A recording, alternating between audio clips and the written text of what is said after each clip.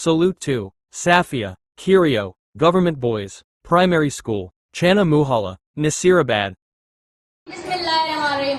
अस्सलाम वालेकुम प्यारा सिंध वासियों, हम सबके किरो क्लास पंजो गवर्नमेंट बॉयज प्राइमरी स्कूल चन्नामला जे प्लेटफॉर्म ता न सिर्फ सिंध पर पूरी दुनिया जे कुंड कुश में रहंदड़ सिंध वासन ताईं पैगाम पहुंचाइण चाहियां थी। सिंधुअ ते दाड़ो नामंजूर, गैर कानूनी शके नाल नामंजूर।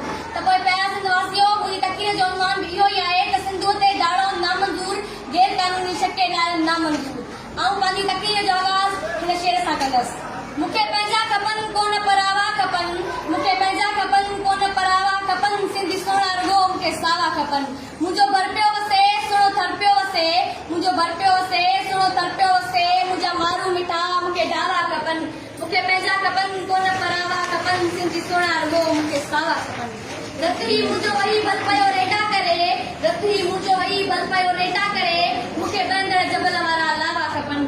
मूंखे पंहिंजा खपनि कोन परावा खपनि, सिंधी सोना रुगो मूंखे सावा खपनि।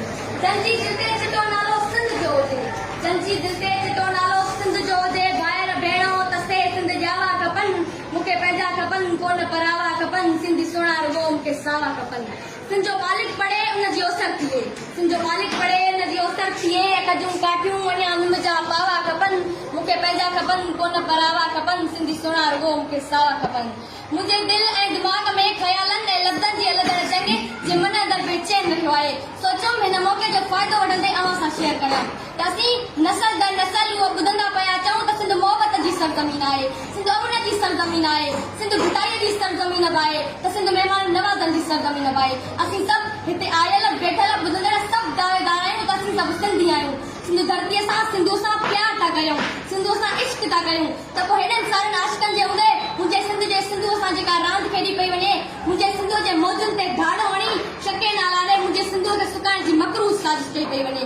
उहे साज़िशी टोला ॼाणनि था अगरि असीं सिंधूअ ते शके नाल ॾींदासीं त सिंधी रुगो मुसीबतुनि में फासी वेंदा, छो त शके नाल ॾियण सां सिंध जी ज़रख़ीज़ ज़मीन बंजर ऐं रेगिस्तान बणिजी वेंदी, बेरोज़गारी ऐं गुरबत वधी वेंदी, जंहिं करे ॾोहनि में इज़ाफ़ो थींदो, ॻोठनि मां शहरनि ॾांहुं लॾ पलाण थींदी, जंहिंसां तमामु घणा समाजी मसइला पैदा थींदा, माहौलियाती गदलाहट पैदा थींदी, बीमारियूं वधंदियूं, जंगली जीव पखी मरी वेंदा या सिंध छॾे वेंदा, मछलीअ जो नस्ल ख़तमु थी वेंदो, अरबी समुंड जे किनारे जा इलाइक़ा समुंड गिरकाईंदो पियो वञे, पाणीअ जे ज़र जे पाणीअ जो फुट हज़ारे गुना हेठि लही वेंदो।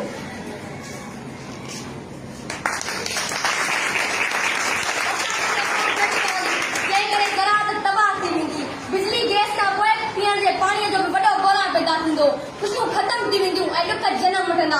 उहे सादगी टोला अहिड़ी सिंध था ॾिसण चाहिनि, उहे बुख में